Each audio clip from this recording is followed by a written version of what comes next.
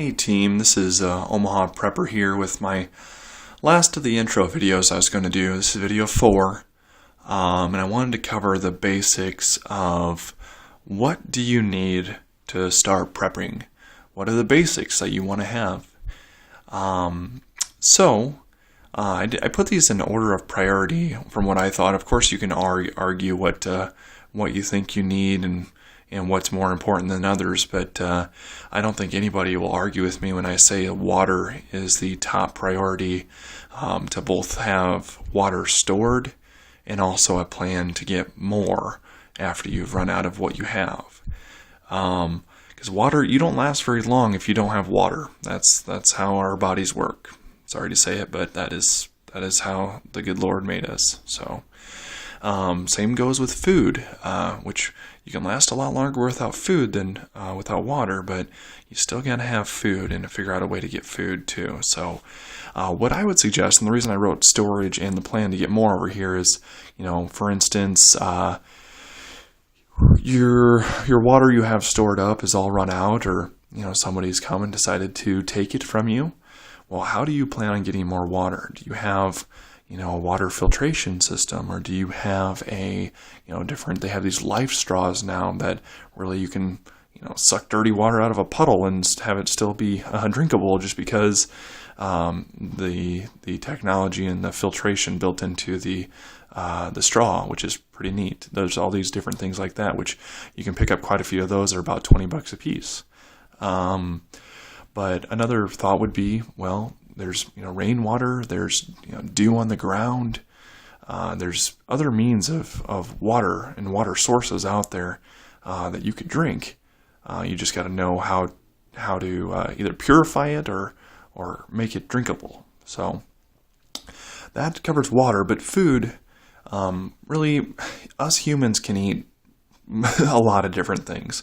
If we wanted to go out and plunk off some animals, even if you had to start shooting sparrows, you could figure out a way to get some food and eat. But of course, then you'd have to have, something to kill the food with. Or having a garden. A garden would be great to have in some type of emergency. And I know a lot of people that they do that. That's the only reason they have a garden is, well, they like the fresh food. But then if anything happens, they have access to an immediate food source that is renewable. It continues to grow every year, and if they have enough of it, they can store it up for the winter, and then more will grow the next year. So food and water, those are high priorities. And then shelter, of course. I mean, many people have a house, but there's also many people that live in say like an apartment complex, or they live in, some building that is probably not going to be a good place to be if, let's say, all heck breaks loose and people are going from place to place and looting houses and doing all that. You're not going to want to be in like an apartment building or any building that has, other rooms attached to it that you don't have control of. You're going to want to be in your own place, in your own house if you can. And outside of town is going to be better, of course, than inside of town. It's going to prevent most of those thugs and people who don't really care about the rule of law, especially if there is no law at that point. So they would come and take it from you, and you wouldn't have much to say about it, because there's probably going to be quite a few people like that. Really, if you think about what stops people from doing bad things, you'd like to say that there's, the majority of people out there are good, which I think they are, to a point. But I also think if you said, hey, there's no law, you can do whatever you want and you're not going to suffer any consequences, there'd be a vast majority of the population that would decide to go out there and try and take whatever they need from whoever they want, and they aren't going to really care who they hurt.